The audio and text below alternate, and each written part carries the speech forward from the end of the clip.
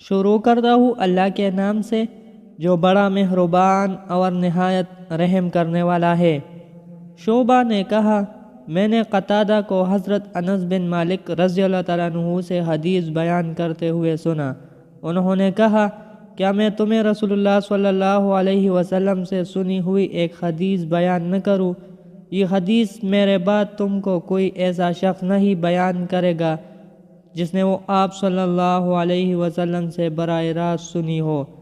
قیامت کی نشانیوں میں سے ہے کہ علم اٹھ جائے گا، جہالت نمایاں ہو جائے گی، زنا پھیل جائے گا، شراب پی جانے لگے گی، مرد رخصت ہو جائیں گے اور عورت باقی رہ جائے گی، یہاں تک کہ 50 عورتوں کے معاملات کا نگران ایک رہ جائے گا۔ حضرت ابو ہریرہ رضی اللہ تعالیٰ عنہ سے روایت ہے کہ ایک آدمی رسول اللہ صلی اللہ علیہ وسلم کے پاس آیا۔ آپ صلی اللہ علیہ وسلم مسجد میں تشریف فرما تھے۔ اس نے آپ کو آواز دی اور کہا، اے اللہ کے رسول، میں نے زنا کیا ہے۔ آپ صلی اللہ علیہ وسلم نے اس کی طرف سے منہ پھیر لیا اور گھوم کر ایک طرف سے آپ کے سامنے آیا اور کہنے لگا، اللہ کے رسول، میں نے زنا کیا ہے۔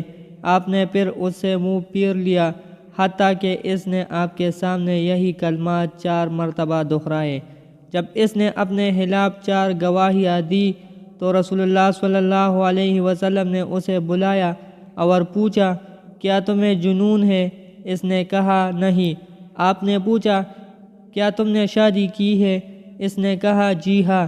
تو رسول اللہ صلی اللہ علیہ وسلم نے فرمایا، اسے لے جاؤ اور رجم کرو۔ ابن شہاب نے کہا، مجھے اس آدمی نے بتایا جس نے حضرت جابر بن عبداللہ رضی اللہ تعالیٰ عنہ سے یہ حدیث سنی۔ وہ کہہ رہے تھے، میں بھی ان لوگوں میں تھا جنہوں نے اسے رجم کیا۔ ہم نے اسے جنازگاہ میں رجم کیا۔ جب پتھروں نے اس کی برداشت ختم کر دی تو وہ بھاگ نکلا۔ ہم نے اسے سیاہ پتھروں والی زمین میں جا لیا اور رجم کر دیا۔